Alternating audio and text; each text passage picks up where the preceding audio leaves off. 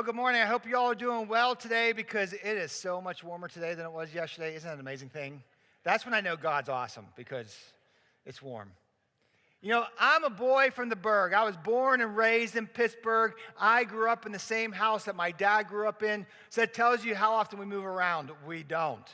And, you know, one thing I love about Pittsburgh, that I think sets Pittsburgh off from every other city in the whole wide world, are the bridges. Pittsburgh is the city of bridges. I don't care what Venice, Italy wants to say. We have the most bridges, the best bridges in all the world. We are Pittsburgh, home and grown, right? Okay. I bleed black and gold, can you tell? Yeah. But you know, the structure of the bridges is fascinating to me because the whole point of a bridge, in its basic understanding, is to get you from one destination to another destination as you go over some sort of obstacle. And in case you didn't know this, if you're new to Pittsburgh, Pittsburgh has some significant obstacles to overcome. We have the three rivers. The Allegheny, Monongahela, Haley, that form, if you were born in Pittsburgh, Bill, you should be able to say the river names. They form the Ohio. We'll just end it there. But the structure of the bridges are fascinating. And there's three main structures to the bridges. The first part of the bridge structure is the substructure. This is the foundation of the bridge. Everything is built upon this. This is what gives all the bridge its strength and its ability to withstand and hold against the weight of everything that's going across it. And then on top of the substructure is what's known as the superstructure. This is the arch and the trusses and everything that builds the strength of the bridge. And you're thinking, Bill, your civil engineer's wisdom is so up to par. I'm thinking, I actually asked someone yesterday. They helped me out with this. So don't get all like, Bill, you're so amazing, because I'm not that smart. But the bridges fascinate me. They fascinate me. Because the superstructure that's built upon the substructure is what gives the bridge its identity and its strength to withstand everything it has to carry. Because within the superstructure is the deck. And the deck is that platform that gives the ability for everything to get from point A to point B, from one destination to another destination.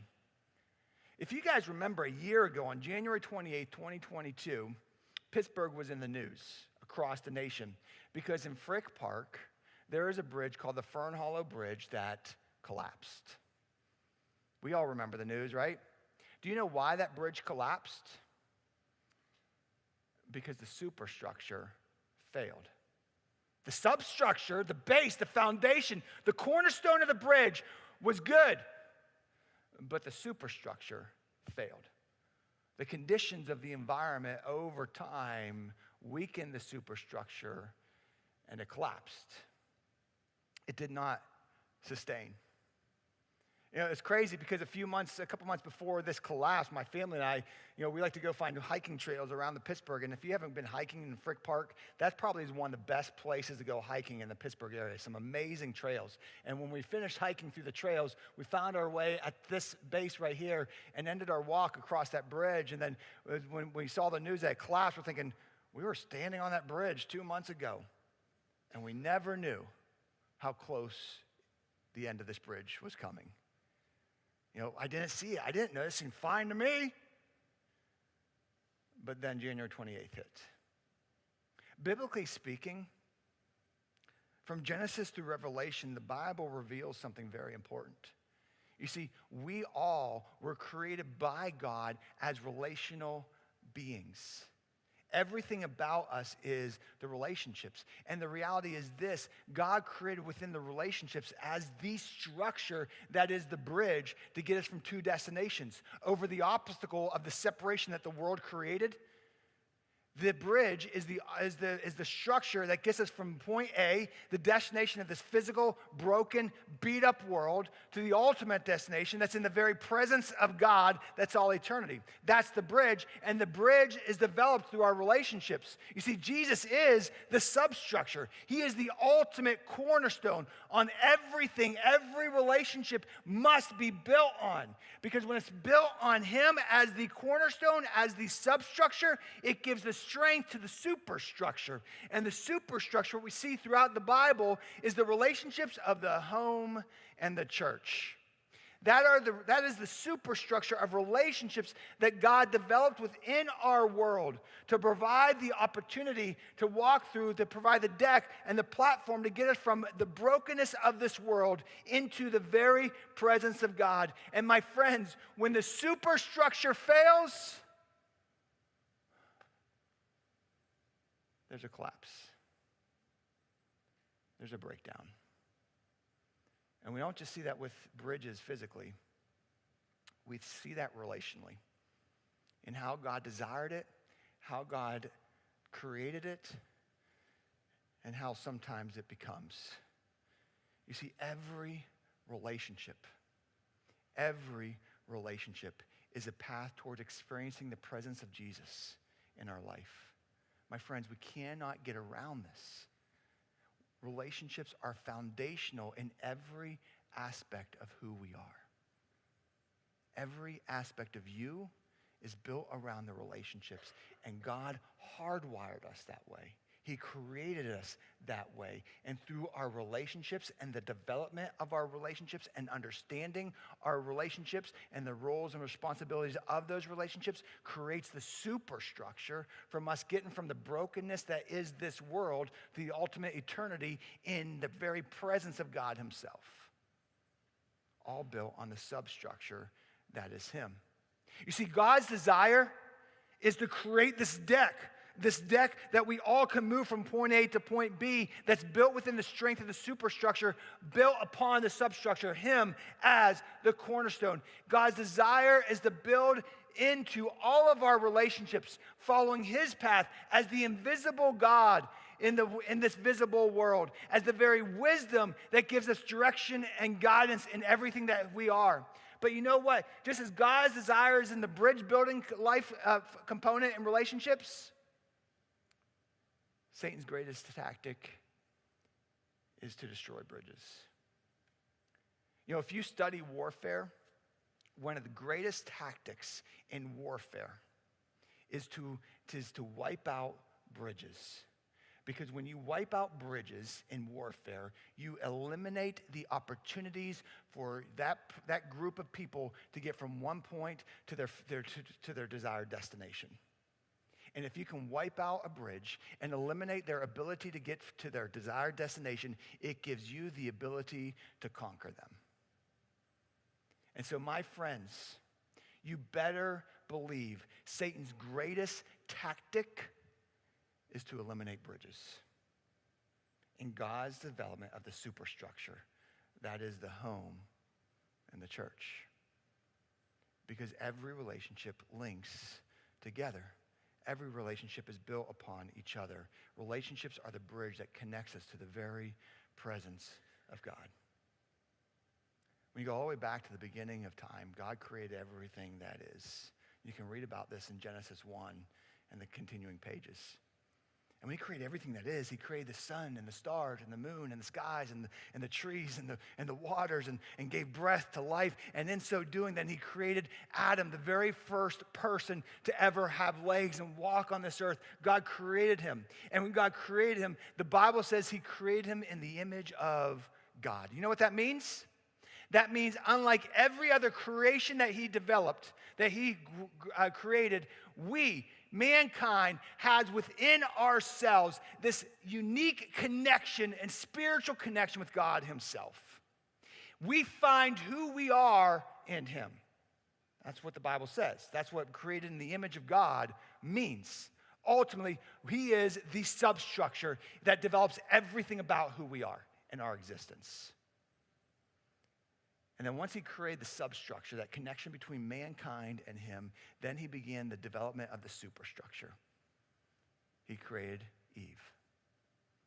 And from there, he developed the home and the structure of the home and children. And then from there, developed communities and churches. And the superstructure was built upon that. And the Bible says that all of it was developed on Jesus Christ as the cornerstone, the substructure. You know, as we kind of wrap up Colossians, a good sister letter to Colossians is the letter that Paul wrote to Ephesus, Ephesians in the New Testament. And sister letter, what that means is you can kind of put these two letters side by side and see a really good parallel of Paul's mindset and direction, and they really link together. A lot of times you kind of glance at both of those to see the full picture and grasp of what Paul was getting to. And in Ephesians 2:19 through 22, Paul writes these words, "Consequently, you are no longer foreigners and strangers, but fellow citizens with God's people, and as also members of his household, built on the foundation, built on the substructure of the apostles and the prophets, with Christ Jesus himself as the chief cornerstone." He is the ultimate foundation. In him, the whole building is joined together and rises to become a holy temple in the Lord. And in him, you two are being built together to become a dwelling in which God lives by his Spirit. See it? He is the substructure. He is the cornerstone of the entire foundation. And in him, Paul's saying, in him, everything else is built. Everything else is developed. In order for the superstructure to be strong, that provides the deck and the platform for us to go from relationally from this broken world into the presence of God, it must be built upon a solid, strong foundation. Because if it's not, it won't even get to the building part. It will fall apart immediately. The foundation is paramount to the strength of the structure. My friends, I'm here to tell you clearly, Jesus is the cornerstone that every relationship, everything about who we are must be built upon. Because if it's not, the structure won't last. The bridge will inevitably fail. Because it's impossible to understand and achieve or maintain healthy relationships without him as the cornerstone. Because everything that Paul built into this segment of the letter, in Colossians 3 into Colossians 4, everything he built from up to this point was built on the foundation and the bedrock of Jesus as the invisible God in the reality of God in this world. That he is the wisdom, image. If you remember the first week we talked about the image, what it means is wisdom. You know, he is the application of the mystery God in our life today. And how we should walk, and what decisions we should make, how we should interact, how we should develop our relationships, who we are. All the mystery is found in him that applies to how I live out my life. Everything is built on that. And then from there, every relationship is developed. And can I just give you a news flash that I don't really think is a news flash? Guys, in our world today, we're failing in relationships. We're just failing overall in the area of relationships. There's so much brokenness today. So many homes are beaten down and broken. I deal with it every single week. Every single week I'm dealing with relationships that are broken, torn apart, and beaten down.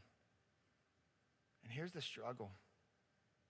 The more we try to build upon the relationships based upon our understanding or our own foundation, we just find ourselves in the same boat over and over again of just stacking brokenness upon brokenness, bad choices upon bad choices, bad attitudes upon bad attitudes. And we just find ourselves in the same place, brokenness and being beat up. You see, the strength of a relational structure, of the superstructure, is the ability for us to understand, that's built on the bedrock of Jesus, that understands our role, our responsibilities in each relationship.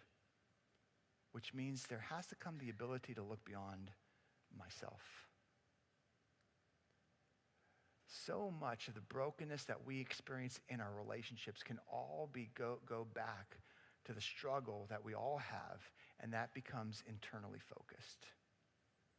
It seems like our happiness is found within us rather than beyond us. And Jesus reveals that our happiness is not in here. Our happiness is found beyond us. And it's understanding what that is. And to look beyond ourselves, it requires a level of submission. I know we don't like to talk that word. It seems like submission is like a dirty word. Don't bring that word up to me. But my friends, we will never understand or we will never fully experience healthy relationships in our life and the full ability to be a bridge that connects us to the presence of God if we do not understand the reality and the need for submission in every relationship in your life. Until you get that, you're missing out on God's greatness that he wants to bring to you in your relationships. You see, my friends, mutual submission is a prerequisite for any healthy relationship. Without mutual submission, health to relationships is almost impossible to achieve. It just can't get there. There's always going to be a disconnect in some way. And as Paul wraps up this letter in Colossians, up to this point, like I said, everything was the development of the substructure. As Jesus says, our cornerstone. Everything is built upon that. The image of the invisible God. The wisdom that guides all of our steps. Through him, he brings the sustainable happiness that we talked about the past couple of weeks. And if you missed all those messages, I encourage you to go onto our YouTube page at Impact Pittsburgh and catch up, because all of this builds upon each other. You will not get this if you don't first get that. Everything builds upon this, with the reality of to have a healthy relationship, to have a sustainable bridge that connects me to the very presence of God, to achieve that sustainable happiness in my life for not just this world, but for all eternity, to find his all-encompassing peace. I need to understand submission.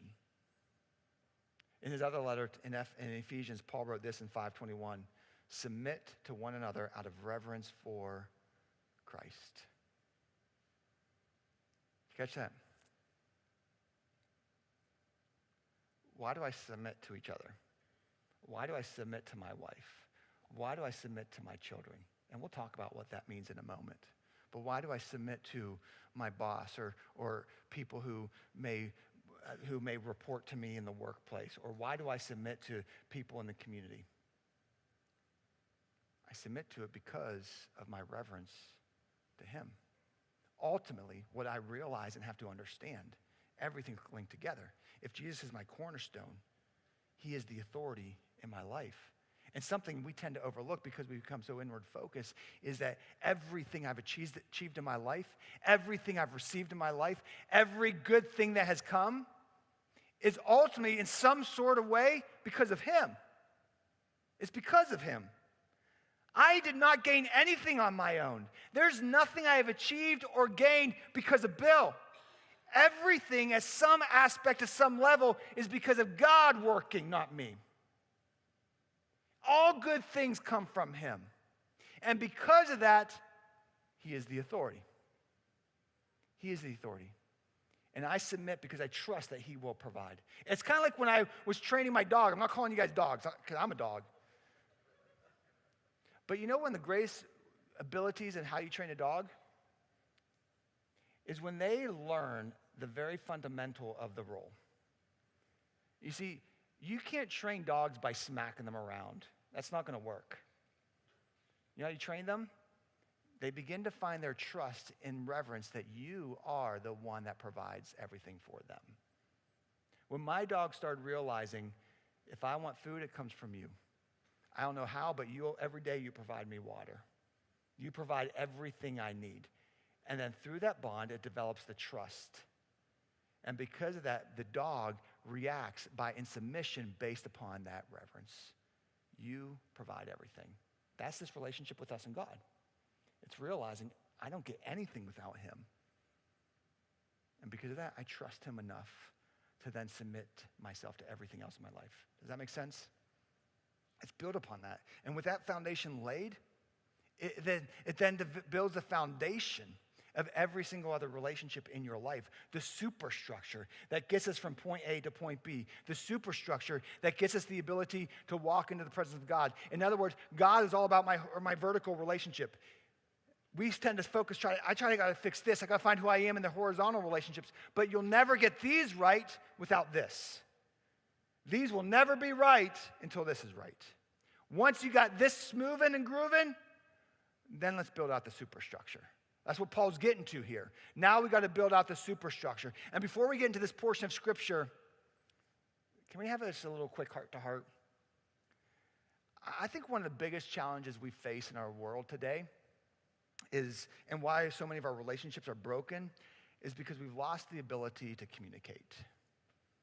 It's like we just come to these conclusions of, this is what you're going to say, this is what I believe, all this different stuff, and we just jump to conclusions, and we build up all these walls, and we say, forget it, I'm not going to communicate. And so often when that happens, we miss the heart, we miss something. Every one of us at some level. So can we just kind of start there? Can we just start there and say, let's make a commitment to communicate, to commit to that. You see, because every healthy relationship is developed through the healthy communication, which is the ability to listen and to share. We've lost that some today, I feel. So can we just make a commitment? Listen, I make a commitment to you if you'll make a commitment to me. Let's just have healthy dialogue. Because we can't understand this, and we're trying to understand the mystery of God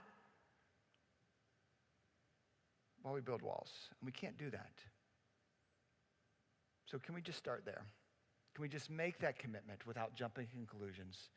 Let's just have a healthy dialogue. Because this is all about continuing the journey of following Jesus as the image of the invisible God, the wisdom that leads to sustainable happiness and all-encompassing peace, the joy that he provides for this world and for all eternity. This all falls in the relational structure of the substructure built on the cornerstone of him, developed through the superstructure in the development of the home and the church, which is all developed through the mutual ability to look beyond myself, which is submission. And from there, Paul gets right to it. He starts dealing with the structure of the home. Colossians 3:18 through 21, Paul writes this, "Wives, submit yourselves to your husbands as is fitting in the Lord. Husbands, love your wives and do not be harsh with them. Children, obey your parents in everything, for this pleases the Lord. Fathers, do not embitter your children, or they will become discouraged." He starts going through all the layers of a healthy home, building that superstructure in the house. And he starts by saying, wives, submit to your husbands. Now, before you guys start throwing tomatoes at me or whatever it may be and running out the doors, can we just take a step back and just agree? Let's talk this out. Because I think a lot of times we miss the heart and miss the reality of what's being said here. And we just jump to conclusions on both sides. So can we just talk it out for a moment? What Paul's saying here, the Greek behind this whole language, the submit part, is the wife is choosing her role in this relationship. She's choosing to embrace and take on this relationship. And in so doing, she is choosing to follow her husband's lead. That's what Paul's saying. It's a choice that you make. And these words are not in any way, shape, or form to make the mindset of, let's bow down to the chauvinistic mindset of mankind. Let's all bow down to the men and follow their lead. Let's give them the power over my life. Let's just do that. Nor is it an approval in any way, shape, or form of abuse. For any man that is a coward enough to use this verse to bring abuse upon his wife misses the point, and he's not a real man. And guys, I'm just going to be blunt with that because you are going against God when you do that. And ladies,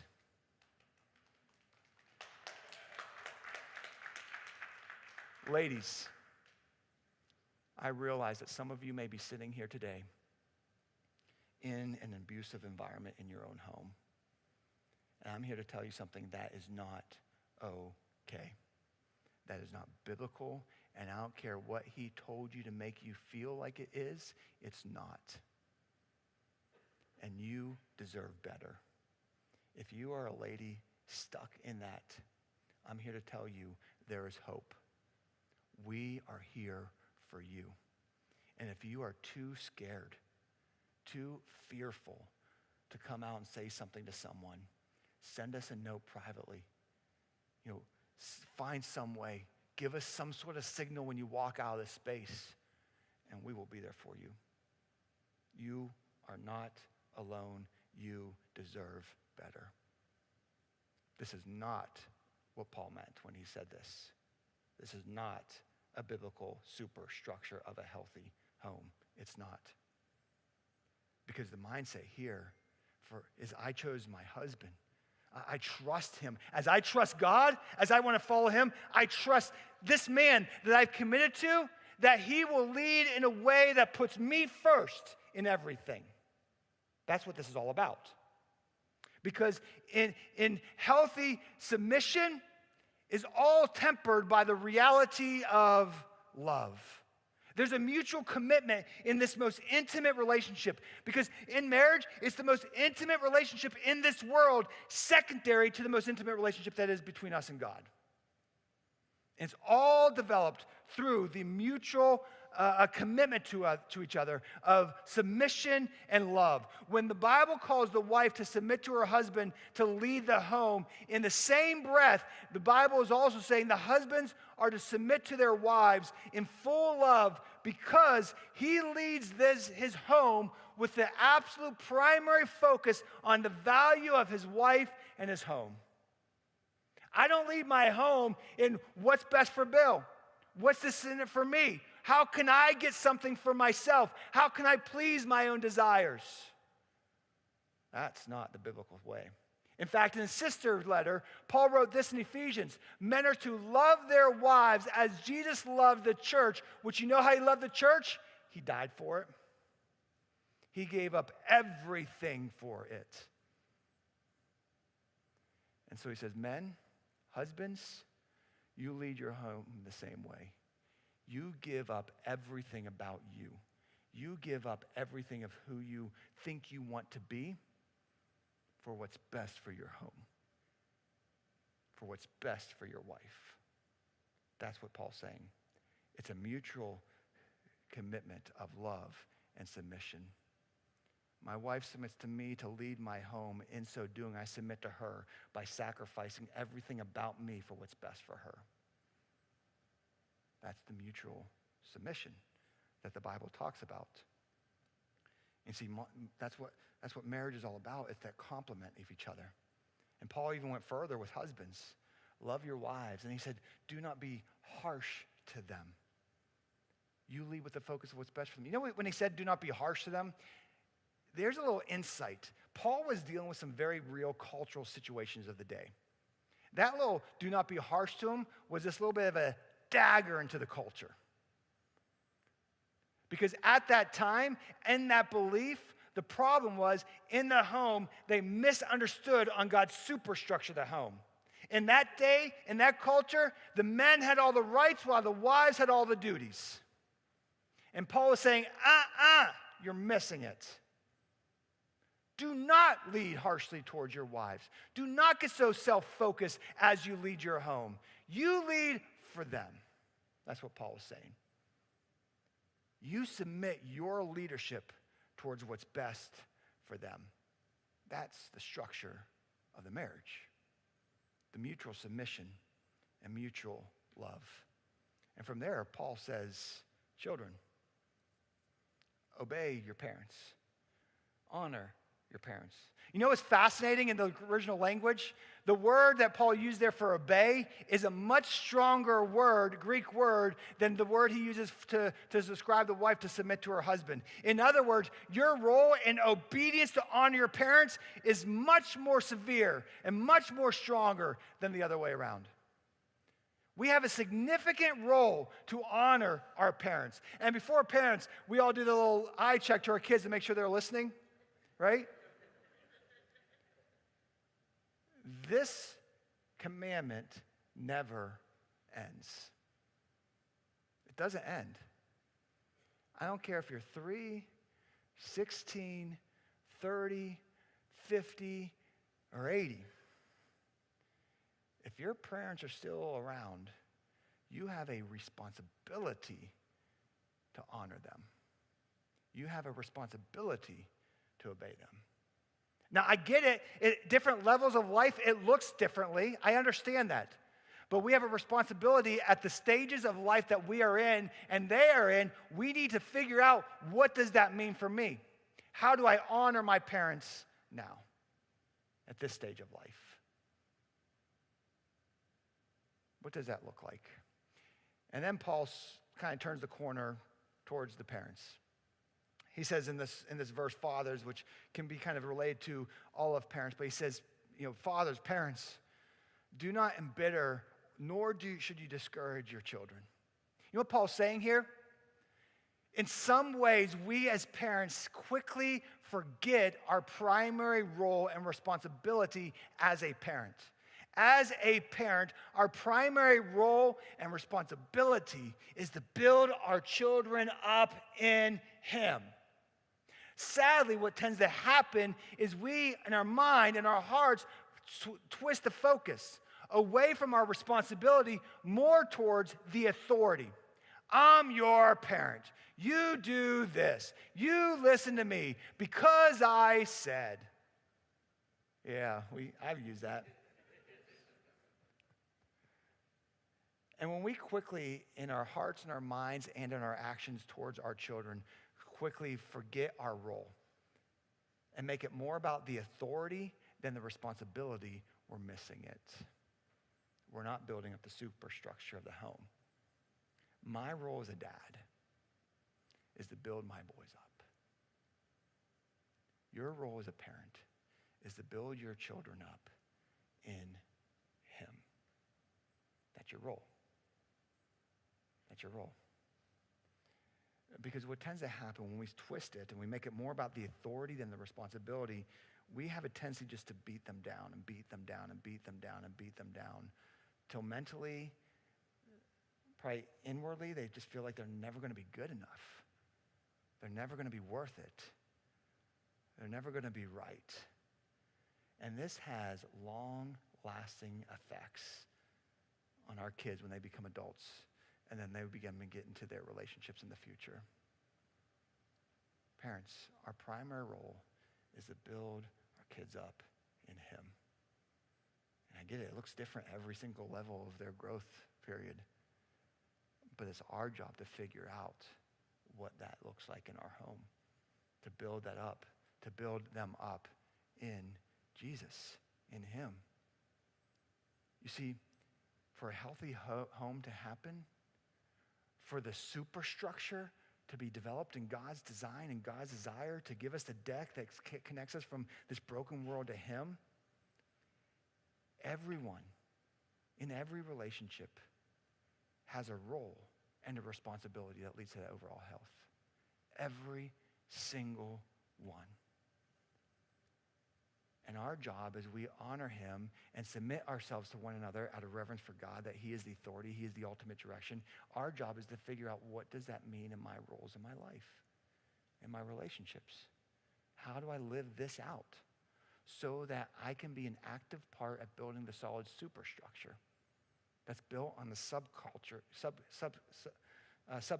and the cornerstone that is Jesus? You know, it's crazy really quickly as Paul kind of wraps up his talk about the home. It's almost like he does this 180. It's like, what in the world is this all about? And you have to understand, as Paul's writing this letter, he's writing this letter to specific people dealing with specific stuff in their culture, and he's dealing with things that are going on. And so he deals with the home, and then he kind of starts talking about the relationship of slaves and masters.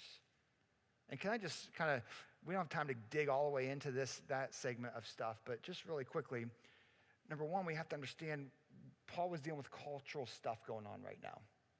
And how we view slavery today was very much of what slavery was back then. Slavery back then was, I owe a debt, or I owe someone, and primarily that's how I fell into slavery in some form or fashion. But slavery was always been kind of the same throughout the history of the world, of where slaves were treated very unfairly and wrongly and harsh. And as you read through the Bible, you can really start to see the reality that God nor Paul really supported slavery. They really didn't. In fact, you can read in another letter when Paul wrote to Philemon, who was a slave master. And he was writing specifically about his slave Onesimus. And in that letter, Paul is telling Philemon, hey, this guy he's got a heart for God. He's useful for us. I need him. We kind of let him go. Is what the whole gist of that letter is about. And as we read this portion of Colossians, it's easy to say, well, that doesn't really pertain to me, but I think there is things in there that pertain to us. Because we can really equate this to our relationships beyond the home, specifically our relationships in the workplace. Slaves can be equated to employees, and masters can be equated to bosses. And what Paul's hitting here is something very important. Because sometimes some of us walk into our Monday through Friday in our day-to-day atmosphere, and we just don't like our workplace. And we tend to get this bad attitude. We get grumpy. We don't like our boss. We don't like the environment. We don't like our coworkers. Let me just say, I love my job, love my coworkers. But we all struggle with that sometimes, don't we? And what Paul's saying here is, when you're in the workplace, you're not always going to love your environment. You're not always going to love the people you work with. In fact, you may absolutely despise your boss and some of the things that boss tells you that you have to do. But that's beyond your control. You control you. And what Paul says to slaves that we can equate to employees today is, when you walk into work every single day, don't let your attitude go south. When you walk into work every single day, you realize, going back to Ephesians 5:21, you submit to one another because of the reverence to Christ. I am not working for this person. I am ultimately working for him. So when I walk into my place Monday to Friday, I need to acknowledge and act and give my best in every single circumstance. Even if it's a task I don't like, I'm going to give my best. Why? Because ultimately, I'm the reflection of his light in this world. And if I walk around with a bad attitude and don't give my best, it just brings everything down. But I can be his light when I give my best, even when I don't always like it. And then Paul talks about bosses, masters. He says, you guys, listen, realize your authority.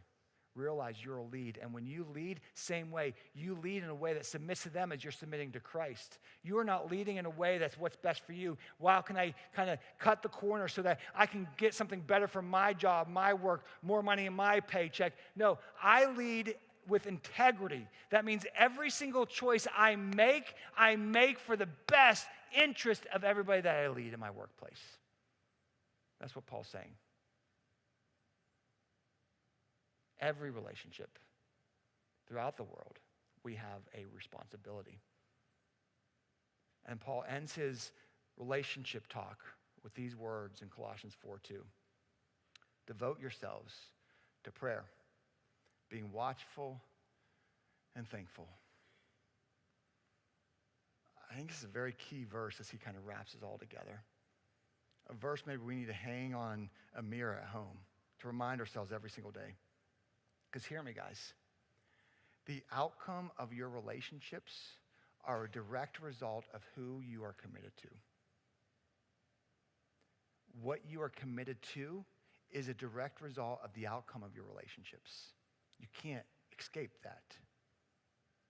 There's no way to escape that. Paul says, devote yourselves to prayer. In other words, he circles all back around. As we build out the superstructure of the home and the church and every relationship that's developed from there, it all goes back to the substructure, the cornerstone, the bedrock, Jesus. Every relationship, everything is built upon that. You cannot escape it. What we build our lives on drives you, drives your motives, drives your ambitions, which leads to your ultimate outcomes that you will experience in your life and for all eternity. That's the reality of it. And we all commit to different things. We all build our lives on different things.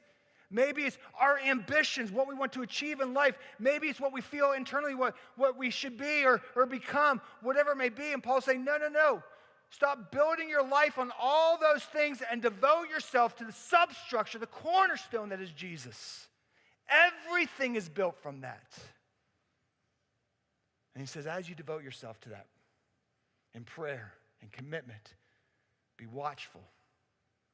In other words, don't miss the reality that while the substructure may stay strong, the superstructure can and will be affected by the environment that it is in. Look at the Fern Hollow Bridge. The substructure remained, but the environment caught up to the superstructure. No one saw it. All of a sudden, just boom, it collapsed. Paul's saying, be watchful. Because if we are not careful, if we are not praying being on alert with a watchful eye, the environment will get us. The environment will get us. And then he says, be thankful. Did you know all throughout Colossians in this letter, this is the 7th time that Paul says, be thankful. Over and over again, as you go through Colossians, he says, be thankful, be thankful, be thankful. It's like I can't be thankful because the world stinks, or my life stinks, or my relationship stinks. But he always says, be thankful, be thankful. Why is that? Because ultimately, we realize, this is the ultimate motivator. We realize that God's got this. God is always working. It may be the worst day of my life, but if I just stop and take a step back and look around, I can still see a glimpse of him. I can still see him at work. I can still see him moving. And in my worst of days, when I did that, I still saw him. I still saw him every day. I promise you he's there. Sometimes we need to stop and look and see he's working. And he wants to build up the superstructure of the relationships in your life as we follow his lead in that. That gives us the platform and the deck to walk us over the hurdle of this world into the very presence of God. Paul kind of wraps it all up with these words in Colossians 4:5-6. As he says, we all have a responsibility in this. Be wise in the way you act towards outsiders. Make the most of every opportunity. Let your conversations be full of grace, seasoned with salt, so that we may know how to answer everyone. Every relationship is an opportunity to build a bridge towards the presence of the very presence of God. And Paul says as you build out that superstructure, following his lead, it will develop opportunities to be his light in this world. And when those opportunities come, be full of grace, seasoned with salt. That ability to walk in love while still built on truth. And God will always provide the answer. He will provide the direction. You know, my friends, we're all developed as relational people. And we're all seeking that sustainable happiness and joy and the ultimate presence of God in our life. It's realizing I need to build a bridge. I need to build a bridge. And that bridge is the relationships in my life. My home, and in the relationship within the church, that's all built on the foundation of Jesus as the cornerstone, the ultimate authority. And in so doing, when you do that, he will walk you right into the very presence of God. And guess what? I bet there will be other people following you there too. Let's build a bridge together. Will you pray with me? Father, Lord, it's just so easy to get beat down. Lord, I know that we've been created as relational people. And it's so easy to get pulled away in every different direction. But Lord, help us to see the basics of the reality of you. That when we build our lives and our relationships on you as the authority and the wisdom and the direction, we will develop a superstructure that gives us and everybody around us a platform with the ability to walk over the brokenness that is this world into your presence. Lord, I just pray that you give us the ability to focus on that and be in you. Lord, I just want to pray specifically right now. I know there's probably some people, some homes that are represented here right now, that quite honestly, this was a challenging message because of the brokenness that they are experiencing within their relationships. Lord, I just pray right now that you give them the ability to take that first step. We don't need to solve everything today. We just need to take one more step closer to you, that we may experience you more fully in our life, in our relationships. Help us just to start by building our relationship with you. And may you just guide us to building our relationship with each other, that we may build a strong superstructure in our life. We praise you for who you are. It's in your name we pray. Amen.